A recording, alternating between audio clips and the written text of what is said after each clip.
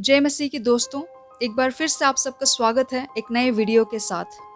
दोस्तों, सोचिए अगर लाइट ना होता, उजाला ना होता, सिर्फ अंधेरा होता तो क्या होता। अगर रात में बिजली चली जाती है तो हम फटाफट अपने मोबाइल का फ्लैशलाइट ऑन कर लेते हैं या कैंडल्स, मोमबत्तियाँ और माचिस को ढूंढने में लग जाते हैं। इस दौरान एक अंधे व्यक्ति की जिंदगी कैसी होती है हमें उसका अंदाजा हो जाता है। एक अंधी व्यक्ति का लाइफ कैसा होता है। एक अंधे व्यक्ति का सबसे बड़ा चैलेंज होता है नेविगेशन। जी हाँ, सही दिशा या रास्ता का पता नहीं होता। ना तो अंधे को खड्डा दिखाई देता है और ना ही उसे किसी प्रकार का खतरा दिखाई देता है। गिरते पड़ते, चोट खाते ही वह अपने जीवन को जीता है। बाइबल सभी अंगों में से आँख को बहुत ही महत्वपूर्ण बताती है। आँख हमारे जीवन में एक बहुत ही महत्वपूर्ण भूमिका निभाती है। An eye plays a very important role in our lives. जानिए कैसे।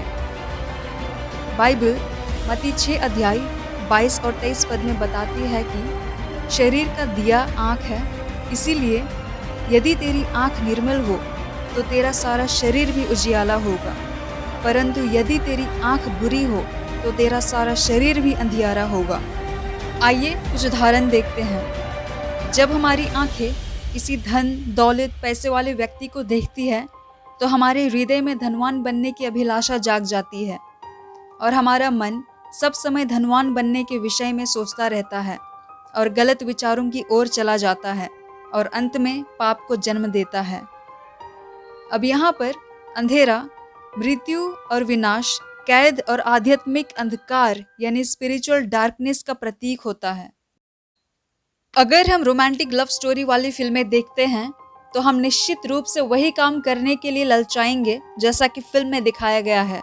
विशेष रूप से जवान भाई और बहनों को रोमांटिक रिलेशनशिप्स या फिर प्रेम संबंध बनाने का प्रलोभन आ सकता है जैसा फिल्म में दिखाया गया है, और अंत में यह कार्य पाप को जन्म दे सकती है। यदि हम बुराई, अधर्म और पाप की बातों पर अपनी दृष्टि डालेंगे तो हमारा जीवन अंधकार से भर जाएगा। एक बार जब आप अंधेरे से भर जाते हैं तो आपका जीवन शैतान द्वारा नियंत्रित यानी शैतान द्वारा कंट्रोल होता है, जिसका सिंपल सा मतलब है कि आप शैतान की संतान हैं। प्रभु यीशु मसीह यूहन्ना 8 अध्याय 44 पद में साफ साफ घोषणा करता है कि जो अधर्म अथवा पाप से प्रेम करता है वह शैतान का संतान है। जब कोई परमेश्वर से दूर चला जाता है तो उसका जीवन अंधियारे से भर जाता है और वह अधर्म, पाप के रास्तों में भटक जाता है।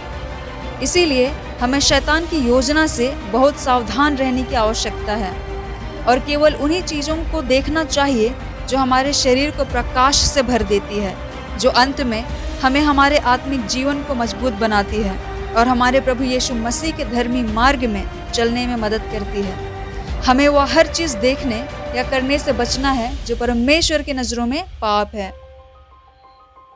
आत्मिक अंधा होने से अंधा होना लाख गुना बेहतर है, क्योंकि एक अंधे व्यक्ति के लिए अभी भी आशा यानी होप है, लेकिन आत्मिक अंधा के लिए नहीं।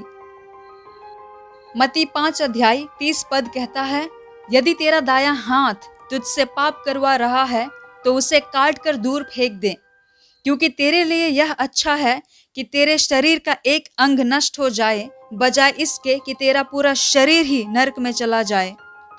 तो मेरे दोस्तों, अगर तुम्हारी आँख तुझसे पाप करवा रही है तो उसे निकाल कर बाहर फेंक दे, क्योंकि पूरे शरीर नरक की आग में डाला जाने से तो बेहतर है कि हम अपना एक अंग गंवा दें।